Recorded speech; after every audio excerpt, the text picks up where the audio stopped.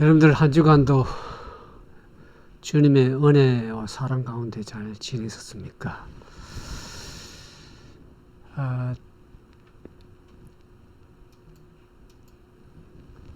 오늘은 미국은 메리 크리스마스 데이입니다. 한국은 메리 크리스마스 날이 지났으리라고 생각이 드는데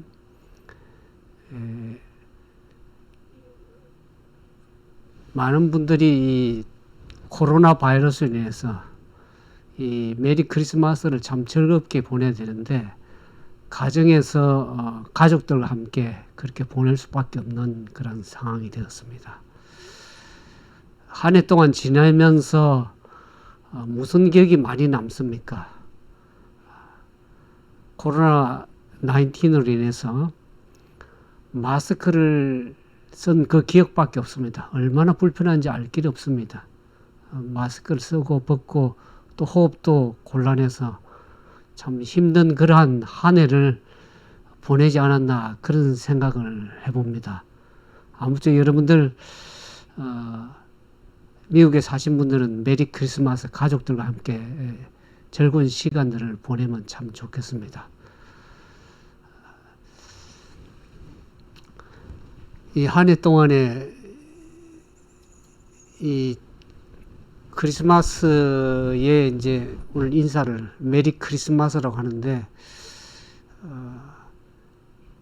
이 여행을 가는 것도 갈 수도 없고 또 한국은 그렇죠.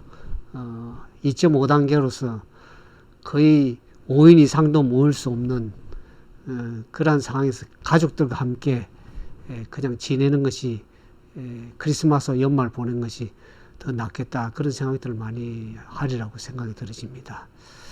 미국도 마찬가지입니다. 코로나 바이러스가 수군들지 않고 확산되는 관계로 인해서 많은 사람들이 여행도 가지 못하고 또 가족들과 함께 그 음식을 해서 나눠 먹는 그러한 시간을 가질 수밖에 없는 그러한 2020년에 이제 상황이 왔습니다. 2020년 미국은 3월부터 이렇게 시작이 돼가지고 모든 비즈니스가 이제 이 클로즈되고 그래서 상당한 시간을 보내는 가운데 거의 한 해를 거의 맞이하게 되었습니다. 여러분들 코로나 바이러스로 많이 힘들어 하시는 분들이 많으리라고 생각이 들으십니다만은 우리가 다시 힘을 내고 또 용기를 내어서 2020년 한 해를 잘 마무리하고 또 새로운 2021년에 주 안에서 더 강건한 가운데 믿음으로 살아갈 수 있는 그런 귀한 삶이 되길 진정으로 바라겠습니다. 이 크리스마스 이 시즌에 크리스마스 선물이 많이 기대가 되는데 요즘에는 크리스마스 선물을 좀 다르게 생각을 하더라고요. 한국은 정치권에 여러 가지 국민들의 마음이 답답한 것을 좀 해결해 주는 그러한 윤석열 총장의 그 판결 직임이 다시 복귀되는 그러한 일에 대해서 그래서 크리스마스 선물이라고 많이 생각하는 분들도 계시는 것 같습니다. 미국도 마찬가지입니다. 대통령 선거가 아직 완전히 마무리가 되지 않았는데 이 트럼프 대통령이 이 휴가를 가면서 사람들에게 이 선물을 주고 갔다 그렇게 얘기를 하는 것 같습니다. 중국이나 러시아에게 굉장히 어려운 상황을 주고 특별히 이제 이 코로나 바이러스로 힘든 그 팬데믹 상황에서 힘들어하는 국민들을 향해서 2,000불을 줘라. 지금 민주당과 공화당에서 올라오는 600불을 그거는 국민들한테 너무 적은 돈이다. 오히려 다른 나라에게 원조하는 것을 줄이고 2,000불을 개인에게 지급하라. 그렇게 하는 그런 상황을 얘기를 하면서 오히려 그것이 하나의 크리스마스의 선물이다, 그렇게 생각하는 분들 많습니다. 이제는 이 시대가 바뀌어서 크리스마스 선물도 여러 가지 다양한 정치적 상황과 맞물려 가지고 그것이 우리에게 주는 선물인가, 그렇게 생각을 많이 하게 되었습니다. 아무튼 여러분들 이 한 해를 보내면서 이 크리스마스 시즌에 많이 즐거워해야 되는데도 불구하고 상황이 어려운 가운데 있을지라도 마음만 우리가 가족들과 함께 잘 다독거리고 그렇게 해서 한 해를 잘 마무리하시면 좋겠다, 그런 생각을 해봅니다. 오늘은 이제 이 시대 상황에 맞게 창세기 17장에 있는 말씀을 우리가 현실에 살아가면서 인생에서 얼마나 힘든 일들을 많이 겪고 있습니까? 특별히 이 코로나 바이러스로 인해서 팬데믹 상황에서 어느 나라와 상관없이 다 힘든 시간들을 보내왔습니다. 그래서 이 힘든 시간을 우리가 이제 겪으면서 이제 앞으로 2021년에 이 상황, 이 2020년의 이 경험을 토대로 해가지고 어떻게 이 어려운 현실을 우리가 인생에서 이해할 수 없는 어려운 현실에 또 더 많이 부딪히게 될 것입니다. 2020년보다 더 어려운 현실에 재난들, 경제적인 문제도 그렇고 또 정치적인 상황도 그렇고 또 여러 가지 비즈니스라든지 또 이 전형적인 재해가 또 일어올 수가 있다는 것을 우리 생각하면서 우리가 인생에서 이해할 수 없는 어려운 그런 현실적인 문제에 부딪힐 때 우리가 어떻게 그것을 잘 헤쳐나갈 것인지를 오늘 말씀을 통해서 창세기 17장에 있는 아브라함의 경험을 통해서 우리가 다시 한번 우리 시대에 비추어서 생각해 보기를 원합니다. 오늘 이 말씀을 듣는 우리 가운데 코로나 19으로 인해서 너무나 힘들어하고 모든 것이 이제 끝났다고 생각되는 그런 안타까운 상황에 처해 있는 분도 혹시나 계실지 모르겠습니다. 특히 비즈니스 하시는 분들이 더 그럴 것입니다. 그리고 이 막다른 골목에 부딪혀가지고 갈 길을 알지 못해서 방황하는 그런 우리 형제 자매들도 있을지 모르겠습니다. 아니면 내가 2020년에 꿈꿔왔던 그 꿈들이 그냥 무너지는 그런 아픔을 계신 분도 계실지 모르겠습니다. 2020년 시작할 때는 커다란 계획을 가지고 시작했지만 내 힘으로, 내 능력으로 도저히 감당할 수 없어서 혹시나 절절매고 계시는 분이 우리 가운데 계십니까?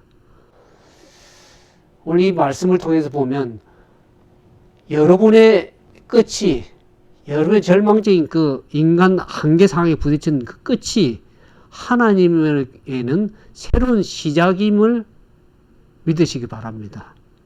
모든 것이 끝난 것이 아니라 이제부터 시작일 수가 있습니다. 우리가 2020년을 이제 팬데믹 상황을 겪어오면서 야, 이게 모든 것이 끝나지 않았나 그런 생각을 하지만 인간의 생각에서는 그것이 끝난 상황이라고 한계 상황으로 느낄지 모르지만 그럴 때 이제부터 시작이다.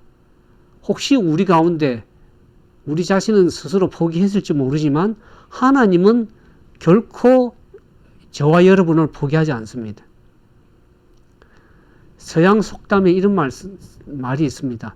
인간의 끝은 하나님의 시작이다라는 그런 말이 있습니다. 인간의 모든 가능성이 끝난 그 자리에서 언제나 하나님만이 유일한 길이 될 수가 있다는 것을 알게 됩니다. 오늘 창세기 17장에 보면 아브라함이 그런 상황입니다. 아브라함이 자신의 인간적인 한계 상황에서 엘사다이, 전능하신 하나님을 만나게 됩니다. 우리가 창세기에 보면 아브라함의 나이에 대해서 알려주는 것이 몇 군데 있습니다. 먼저 창세기 12장 4절에 보면 아브라함이 하나님의 부르심을 받아가지고 하란에서 가나안으로 갈 때, 하란을 떠날 때 나이가 75세라고 얘기를 하고 있습니다. 그러면서 하나님께서 그에게 부르셔서 어떻게 합니까? 자손을 주겠다고 얘기하시고 땅을 기업으로 주시겠다고 약속을 하셨지만 10년 동안에 자식이 없었습니다. 그래서 우리가 지난번에 창세기 10장 보면 하나님의 뜻이 약속은 했지만 나타나지 않으니까 어떡합니까? 하나님의 방법보다 자신의 인간적인 방법으로 어떡합니까? 하갈을 취해서 자신의 깨로 얻은 아들이 이스마엘입니다. 그때의 아브라함 나이가 86세였다고 창세기 16장 마지막 절에 16절에 그렇게 얘기를 하고 있습니다.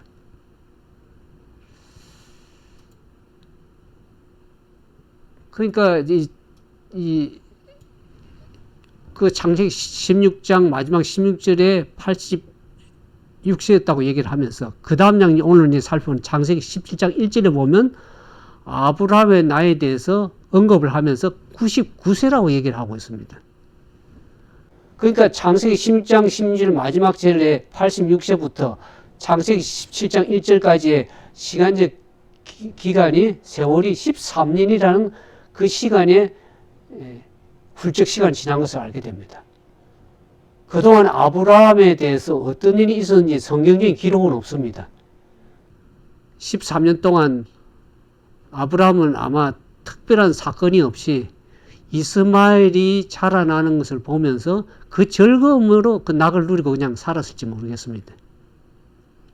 그러니까 하나님께서 사라를 통해서 자식을 주겠다고 하는 약속하신 지가 벌써 75세 하란을 떠난 이후부터 지금 99세 된 24년이라는 그 엄청난 시간 동안에 하나님의 약속을 벌써 4번이나 약속했지만 지금 24년 지난 이후에 하나님께서 왜 침묵을 하셨을까? 우리가 창세기 16장에 보면 하나님이 어떤 하나님으로 나옵니까?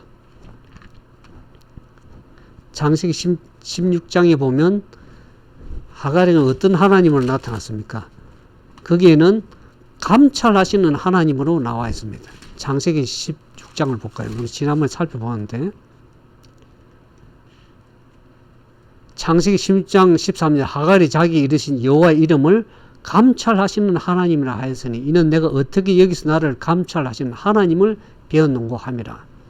창세기 16장에 보면 하나님은 감찰하시는 하나님으로 나옵니다. 17장에서는 전능하신 하나님 엘사다의 하나님으로 나오지만 16장에 보면 감찰하시는 13년 동안 아무런 응답이 없는 것 같이 보이지만 하나님께서는 계속 아브라함 가정을 관찰하고 감찰하시고 살펴보시고 나왔다는 것을 우리가 알게 됩니다. 하나님이 왜 13년 동안 그렇게 침묵을 하셨을까? 아브라함에게 이렇다는 나타나심이 없이 침묵하셨을까를 이렇게 말씀을 묵상하면서 이 하나님이 감찰하시는 하나님으로 나오는데 16장에 보면 하나님께서 4번이나 계속 자녀를 주겠다고 약속을 사라를 통해서 자녀를 주겠다고 하면서 불구하고 16장에 가면 아브라함이 어떻게 합니까? 여호와를 믿기는 믿었는데 어떻게 합니까? 하나님께 말씀을 하지 않으니까 자기 인간적인 깨로 어떻게 합니까? 집안에 있는 하갈 여종을 취해서 인간적인 방법으로 자녀를 출산하는 것을 보게 됩니다. 그거 볼 때 하나님께서 얼마나 책망은 하지 않으셨지만 살펴보시면서 아직도 믿음의 부족함을 느끼실 것이라 생각됩니다.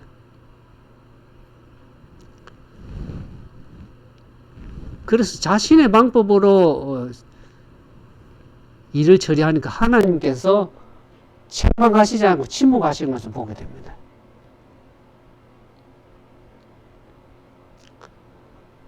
하나님께 마음에 들었을까요? 하나님께 아브라함을 책망하지 않으시고 묵묵하게 지키시면서 그의 믿음이 시험을 하시고 연단시키시고 훈련시키는데 때로는 실수하고 실족하는 그런 모습을 보면서 하나님께 침묵하셨습니다. 근데 13년이 지난 어느 날 문득 이 아브라함에게 하나님이 찾아오십니다. 이 13년이 지난 이 시대에 아브라함 나이가 99세였으니까 아브라함과 사라를 통해서 자식을 낳을 수 있는 모든 가능성이 끝나버린 상황입니다. 자녀 생산에 관한 그대 육체는 죽은 몸이었습니다. 사도 바울은 이 상황을 이렇게 정언하고 있습니다. 로마서 4장 19절에 보면 아브라함에 대해서 그렇게 얘기하고 있습니다. 그가 100세가 되어 자기 몸이 죽은 것 같고 사라의 태가 죽은 것 같음을 알고도 믿음이 약해지지 아니하였다고 그렇게 사도 바울은 얘기를 하고 있습니다. 이때 아브라함 나이가 99세고 아내 사라의 나이가 89세니까 경수가 끊어진 지 오래되었고 이제 자녀를 출산할 수 있는 그런 불가능한 그런 상태였다는 것을 알게 됩니다. 하나님께서 바로 이 순간까지 기다려 오신 것을 우리가 봅니다. 만약 아브라함이 나흘만 해가지고 자녀를 이삭을 낳았다고 하면은 자기 힘으로 뭔가 낳았다고 생각할 수가 있을 것입니다. 그러니까 인간의 모든 기능, 가능성 다 끝나버린 그런 자리에 이 자녀를 출산하는 그 이삭을 낳는지 않습니까? 그래서 그 이삭은 약속의 아들이고 기적의 아들입니다. 우리가 구약에 보면 이 사라 할머니를 통해서 아이를 낳은 책이라 그러면 신약은 처녀가 아이를 낳은 책이라고 합니다. 구약에서 기적의 아들이 이삭이라 그러면 신약에서 기적의 아들은 예수 그리스도입니다. 구약에서 사라의 완전히 경수가 끊어지고 할머니 그 상황에서 자녀를 출산해서 기적의 아들이죠. 신약에 와서는 처녀의 몸에서 처녀의 몸에서 잉태된 그 예수 그리스도를 볼 때는 그 신약에서는 기적의 아들이 예수 그리스도입니다. 우리가 창세기를 통해서 지금까지 살펴보면 하나님은 어떤 하나님입니까? 여호와 하나님으로 찾아오셨습니다. 이 여호와 하나님은 어떻게 합니까? 아브라함에게는 언약의 하나님, 그 다음에 약속의 하나님으로 다가오십니다. 근데 오늘 이 본문에 보면 창세기 17장 1절에 보면 아브라함에게 나타난 하나님은 자신을 어떻게 표현한 거예요? 엘사다이. 성경에는 이제 엘은 하나님이죠. 샤다이는 능력, 힘입니다. 이렇게 전능하신 하나님으로, 전능한 하나님으로 계시하고 있습니다. 그러니까 전능한 하나님으로 우리 성경에 번역이 되어 있지만은 하나님의 성품의 한 구석 가운데에 이 전능이 아니라 하나님 온 자신 전체가 전능자십니다. 전능자 하나님이십니다.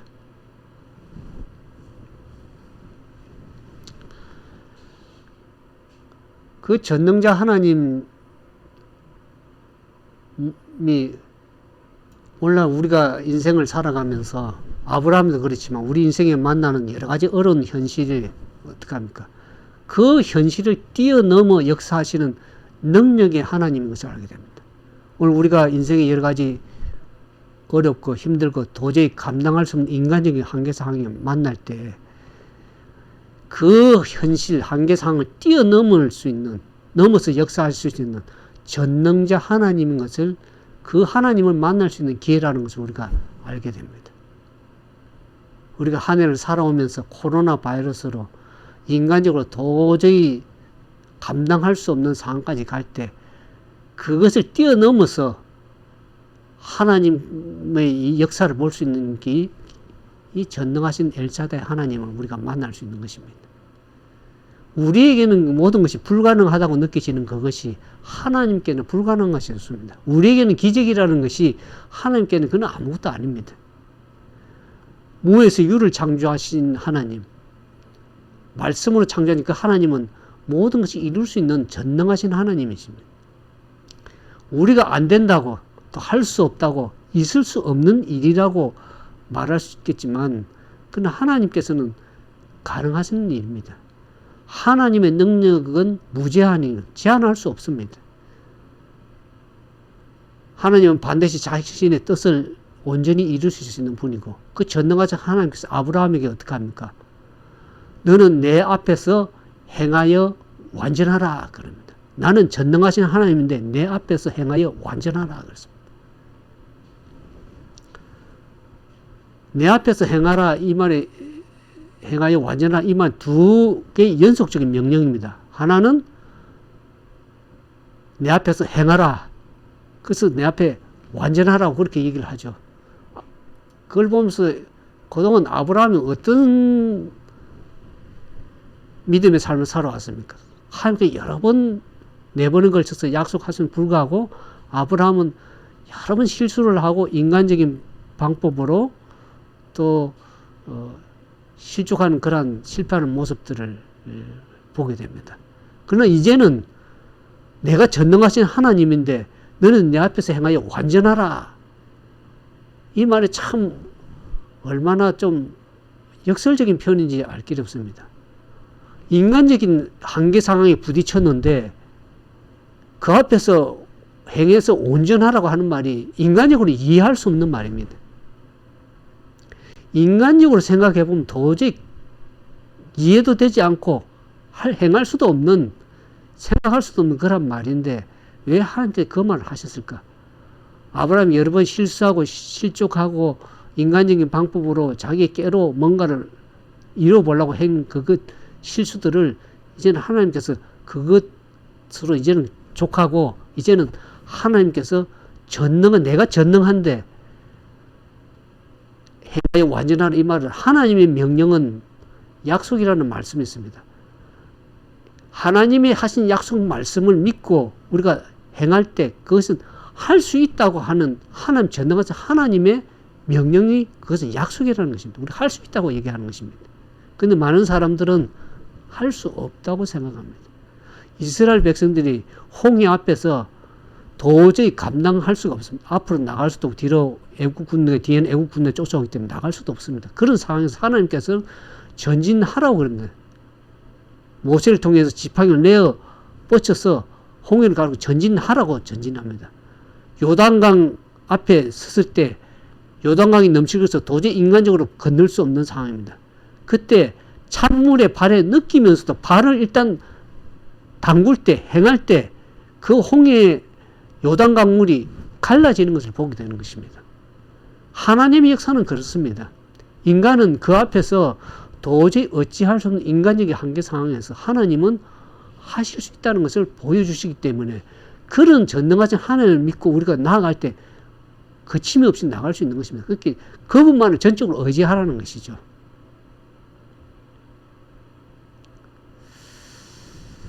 많은 사람들이 현실적인 상황에서 인생에서 어려운 한계 상황에 부딪힐 때 어떻게 합니까? 두려워서 떨고 낙심하고 절망하고 좌절할 때가 얼마나 많습니다. 여러분들 한 해를 살아오면서 저도 마찬가지입니다. 도저히 인간적으로 해결할 수 없는, 계산도 나아지지 않고 이해도 되지 않고 계산도 할 수 없는 그런 상황에 부딪힐 때가 있습니다. 그때 여러분들은 어떻게 하시겠습니까? 그 상황에서 주저앉고 낙심하겠습니까? 아니면 기도하면서 하나님 약속을 믿고 전진하겠습니까? 오늘 이 말씀을 보면서 여러분들의 믿음의 결단이 있기를 진정으로 바라겠습니다. 우리가 창세기 10장에 보면 감찰하시는 하나님입니다. 우리를 살펴보시고 한 해 동안에 2020년 한 해 동안에 우리에게 이와 같은 코로나 바이러스를 어찌할 수 없는 한계 상황까지 왔습니다.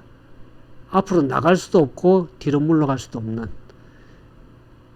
그냥 인간으로서 감당할 수 없는 그런 상황에 왔을 때 하나님은 우리를 감찰해 오셨다고 저는 생각을 하고 있습니다. 이 감찰하신 하나님이 무엇을 어떻게 우리가 어떤 믿음을 가지고 나갈지를 보면서 그동안 너희들이 한 해 동안에 우리가 실수하고 실족하고 하나님을 전적으로 의지하지 못하고 나왔던 거기에 있어서 내려놓고 이제는 전적으로 전능하신 하나님만을 의지하고 믿음으로 전진하라고 얘기를 하고 있습니다. 행하여 완전하라고 얘기를 하고 있습니다. 그래서 창세기 17장에 오늘 우리에게 주신 하나님의 기별의 말씀입니다. 하나님은 단순히 우리가 부담스러운 그냥 마치 늘 감시하고 CCTV 카메라 감시하듯이 그렇게 감시하는 그런 하나님이 아니라 우리 곁에 항상 함께 계셔서 우리를 돌보시고 우리와 함께 하시는, 그래서 우리와 함께 교제하시기를 원하는 그런 하나님인 것을 우리가 알게 됩니다. 많은 사람들이 감찰할 수 있는 하나님 하면 두려워서 떨고 그냥 나를 감시 감독하고 CCTV 보듯이 그렇게 눈여겨서 보시는 그런 두려운 하나님이 아니라 나의 곁에 계셔서 나의 눕고 일어섬을 아시고 멀리서도 동촉하시면 감찰하시는 그런 우리의 곁에 늘 계시길 원하시는 그런 하나님, 좋으신 하나님인 것을 우리가 알아야 될 것입니다. 그래서 늘 그분과 함께 교제하고 기도하고 동행하는 그러한 기쁨의 삶이 되기를 하나님이 원하시는 것입니다. 그래서 하나님 앞에서 행하는 것, 또 하나님 앞에서 걸으면서 하나님과 동행하는 것, 그것이 하나님의 사람에게는 살아가는 하나의 큰 기쁨이요 축복된 삶이라는 것을 우리가 기억해야 될 것입니다. 저는 늘 신앙생활을 이렇게 하면서 그동안 나 혼자 홀로 걸어왔다고 생각하는데 인생의 2020년 한 해를 쭉 돌이켜보면 그 가운데 하나님께서 늘 보살피시고 돌보시고 케어해 오신 하나님인 것을 알게 됩니다. 그래서 너희 모든 염려를 다 던져버리라 그러잖아요. 그분께서 우리를 돌보신다는 것, 우리를 take care, 우리를 권고하시는 하나님, 그런 하나님인 것을 우리가 늘 생각하게 됩니다. 그런 하나님은 우리의 연약함을 아십니다. 우리의 부족함을 알고 계십니다. 하지만 하나님은 우리를 사랑하셔서 하나님의 기준을 낮추려지 않습니다. 그 기준을 우리에게 맞추기 위해서 기준을 낮추는 것이 아니라 하나님은 그 완전함으로 우리를 부르시고 그 앞에서 행할 것을 요구하십니다. 우리는 하나님을 온전히 믿는 자로서 내가 변해야 됩니다. 우리가 기도할 때 기도를 하나님의 하늘에 계신 하나님은 이 땅으로 지상으로 내리는 것이 아니라 내 기도에 응답해달라고 그냥 부리는 하나님이 아니라 내가 하나님 차원으로 가야 되고 하나님 표준으로 높아져야 되는 것입니다. 우리가 기도라는 것은 하늘에 하나님께 차원으로 가는 것입니다. 그래서 하나님을 믿는 자로서 나는 내가 변화되어야 되는 것입니다. 우리가 2020년 코로나 팬데믹 상황을 겪은 우리는 이제는 과거의 나와 달라야 됩니다.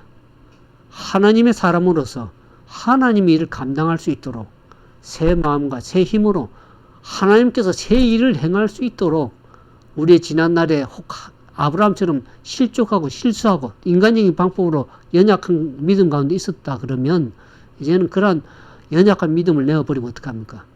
우리 과거에 지나온 잘못된 제 습관들을 버리고 또 헛된 욕망을 내어버리고 이기적인 욕심도 내려놓고 진짜 하나님의 사람으로서 생명 있는 영생을 얻은 자로서 하나님의 사람으로서 살아가는 삶의 자세를 하나님이 갖기를 진정으로 원하시는 것입니다. 그래서 하나님 앞에 우리의 신분에 맞는 합당한 삶을 살아라고 오늘 창세기 10장에 우리를 통해서 말씀하고 계시는 것입니다.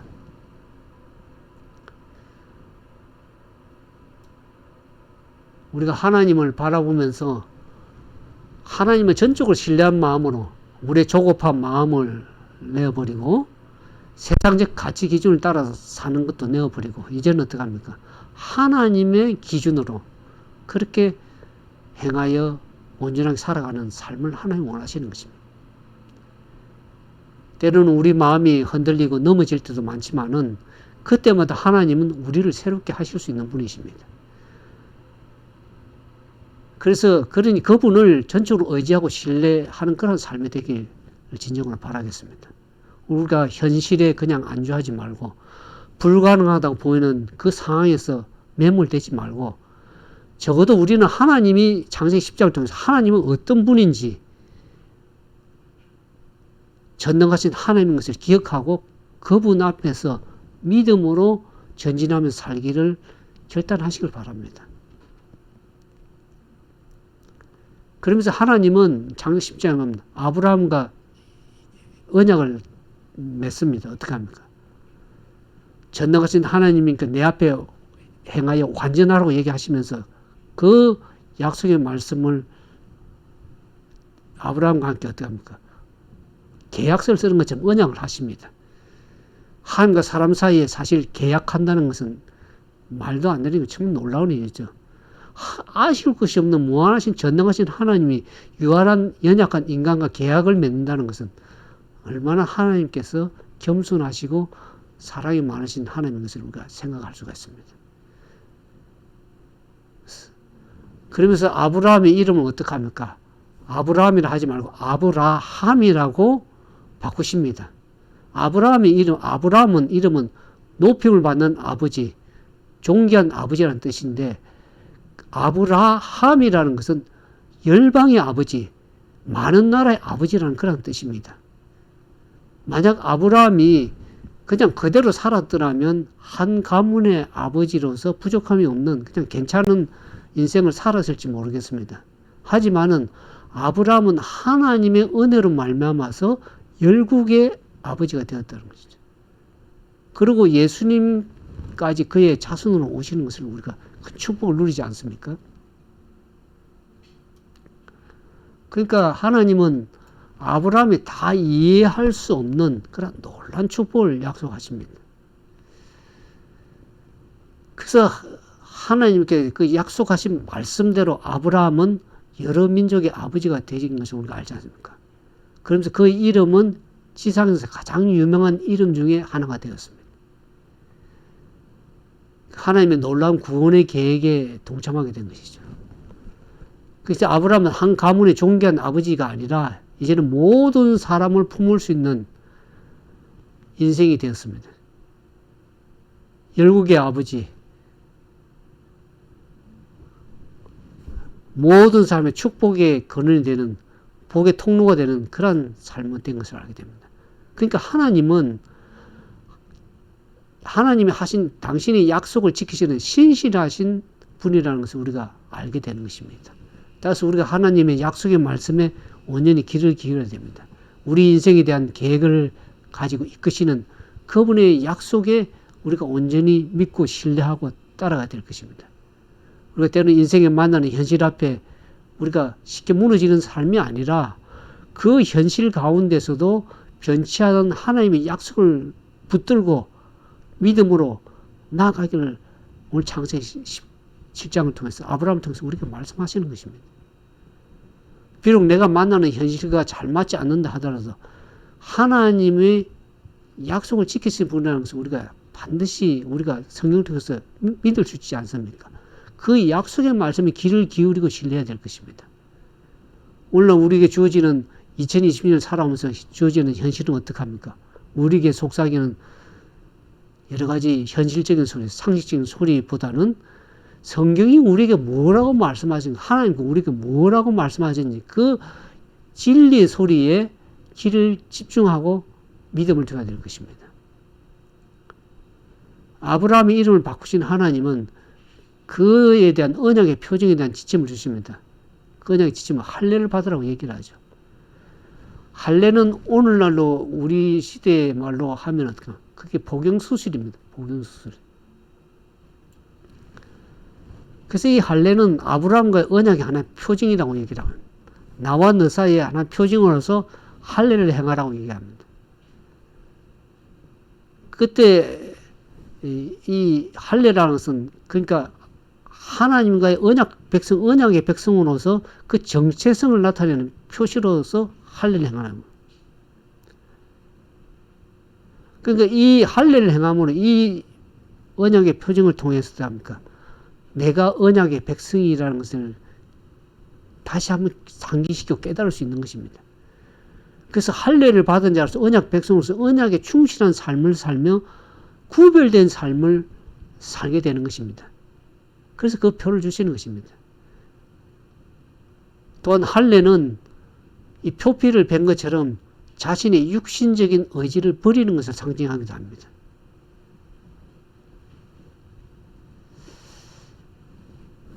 이스라엘 백성에게 이렇게 할례가 그토록 중요한 것이 된 것은 그들이 하나님의 언약의 백성으로서 이방 백성들과 구별된 그러한 삶을 살기를 하나님 원하시는 것이죠.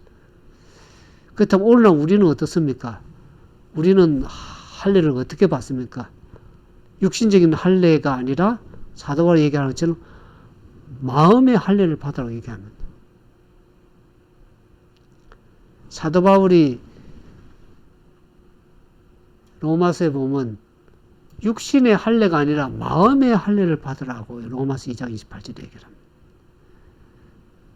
그 마음의 할례는 뭡니까? 마음의 딱딱한 껍질을 벗어버리고 내 뜻, 내 의지, 내 욕심을 완전히 베어버리고 예수의 십자가의 피 흘림을 통해서 하나님의 언약의 선약 백성답게 그렇게 마음의 할례를 받은 백성으로 살아가라는 것이죠. 그래서 마음의 할례를 백성들이 자신이 누구인지를 기억하고 어떤 삶을 살아야 될지 하나님 앞에 어떤 합당한 삶을 살아야 될지를 살펴보고 그 합당한 삶을 살게 되는 것입니다. 오늘 우리는 인생에서 참으로 이해할 수 없는 그런 현실에 부딪힐 때 과연 하나님은 누구신지, 하나님은 어떤 하나님인지, 그분은 어떤 약속을 어떻게 행할 건지를 신뢰하면서 그 앞에 온전히 행하여 온전하기를 하나님 원하십니다.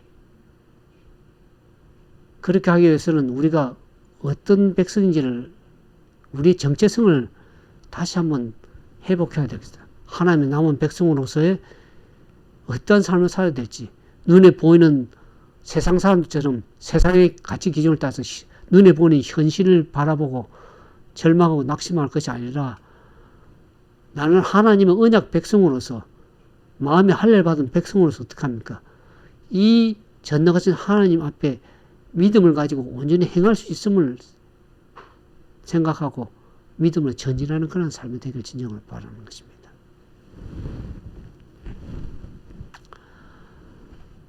그래서 하나님 앞에 행하여 온전하게 행하는 그것, 행하여 완전하는 그것은 그리스도의 삶의 아주 중요한 삶의 자세고 그렇게 행할 때 우리는 그 말씀에 순종하는 삶을 통해서 우리의 삶은 어떻게 합니까? 하나님 앞에 온전한 삶이 되는 것입니다. 그래서 아브라함은 하나님 말씀을 쫓아서 어떻게 합니까?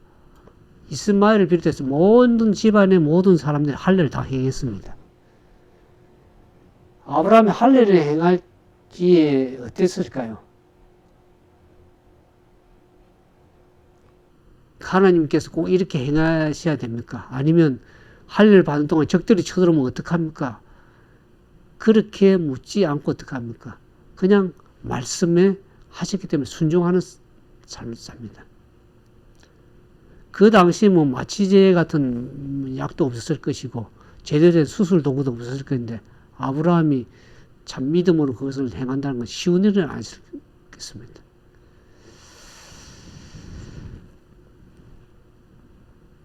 그렇지만 아브라함은 하루 동안에 자기 집에 있는 모든 사람에게 할례를 행함으로써 하나님 명령에 철저히 순종했습니다. 사실 순종한다는 것은 그렇게 쉬운 일은 아닙니다. 우리가 한 해 동안 여러분들 하나님 말씀에 얼마나 순종해 오셨습니까? 창세기 10장에 보면 아브라함처럼 내 방식대로, 내 생각대로, 내 기준대로 그렇게 하는 순종을 해왔습니까? 어떻습니까? 오늘 많은 사람들이 순종을 한다고 하지만 어떻게 합니까? 부분적인 순종을 할 때가 많습니다. 내 생각 기준에 맞으면 행하고 내 기준대로 내 방식대로 그렇게 행할 때 하나님께서 우리에게 책망하시지 않지만은 아브라함에게처럼 침묵하실 때가 있습니다.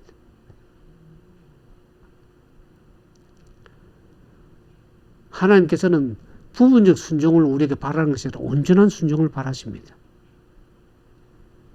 우리가 여전히 기도해도 침묵하시는 것은 우리가 좀 더 하나님 앞에 부족함을 깨닫고 주님께 돌이키고 나아가기를 원하는 것입니다. 오늘 우리의 모습이 우리의 편리함을 쫓아서 내가 하고 싶은 것만 순종하는 그런 선택을 한다 그러면 어떻게 되겠습니까? 아브라함처럼 그러한 믿음에 실패하는 그러한 삶을 살고 하나님께 여전히 우리에게 침묵하실 수밖에 없는 것입니다.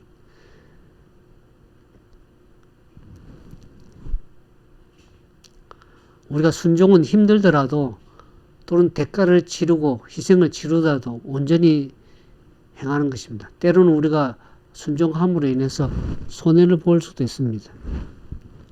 때로는 정신적으로 육체적으로 피곤할 수도 있습니다. 또한 불편한 일을 감당해야 할 수도 있겠습니다.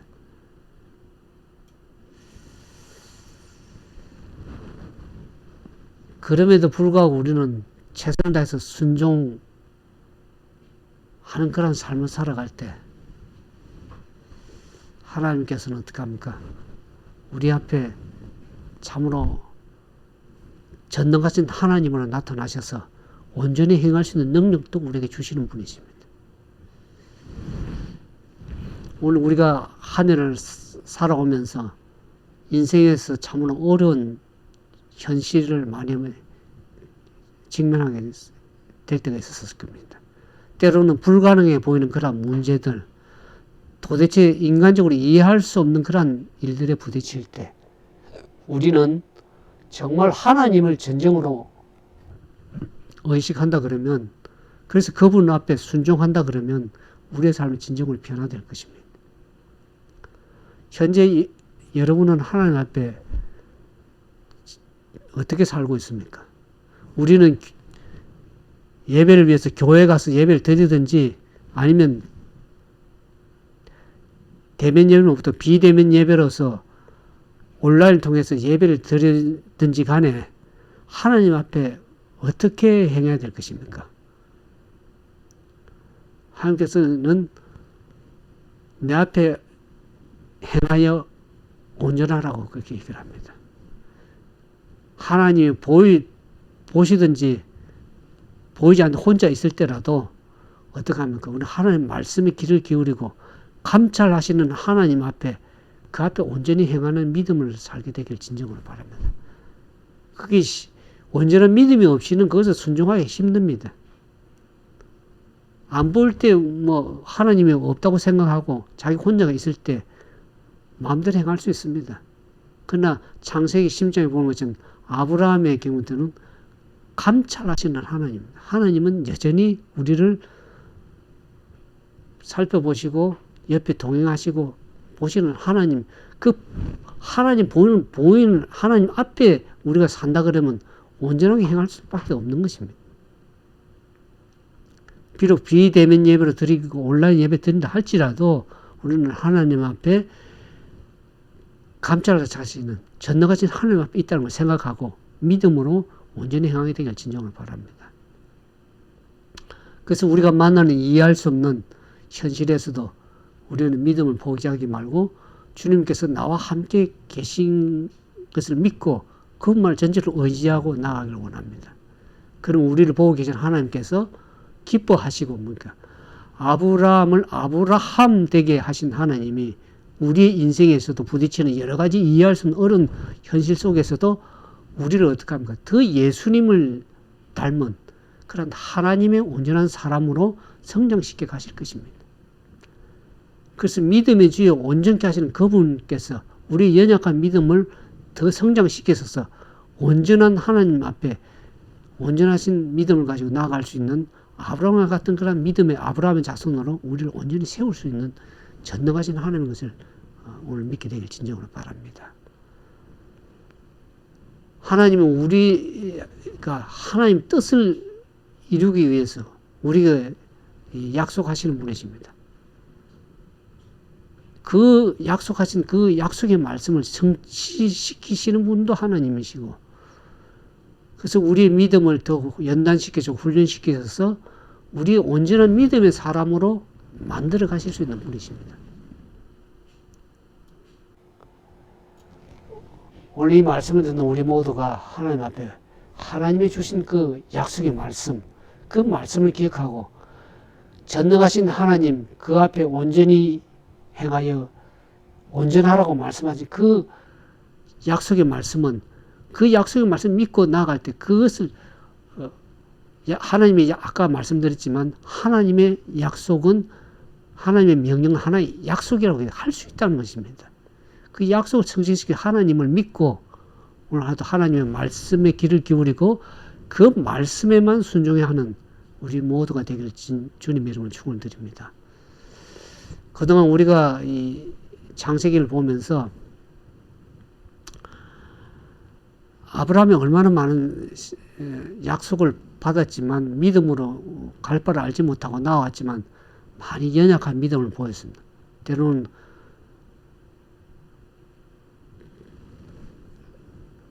애굽의 바로왕 앞에서 아내를 빼앗겨 들어서 그 사람들 앞에 어떻게 합니까?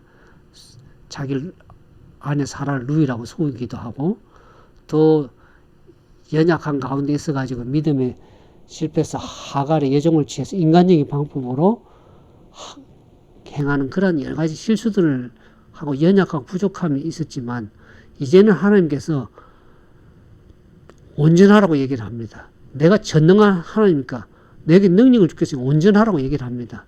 그것을 믿음을 갖고 나아갈 때는 우리가 온전할 수 있는 것입니다. 우리가 같은 우리가 하나님의 약속을 믿고 그 약속을 의지하고 나갈 때 능력도 주실 분도 하나님이시고 성취시킬 분도 하나님이십니다. 그러니까 우리가 하나님의 약속의 말씀을 믿고 한 해 동안 우리가 좀 실수했다 그러면 이제는 새로운 2020년에 하나님 이 창세기 10장의 말씀을 믿고 2021년에 하나님께서 이루실 것을 믿고 그 약속을 믿고 온전히 믿음으로 전진하여 하나님 앞에 전능하신 하나님 앞에 행하여 온전한 그런 믿음의 삶을 살아갈 때 하나님께서 우리를 통하여 2021년에 새로운 그 약속들 성취시켜 나가는 그런 하나님 것을 우리가 생각하면서 우리가 좋으신 하나님 믿고 전적으로 그분만 의지하고 말씀에 순종해 나가는 우리 모두가 되기를 주님의 이름으로 축원을 드리겠습니다. 함께 기도하겠습니다.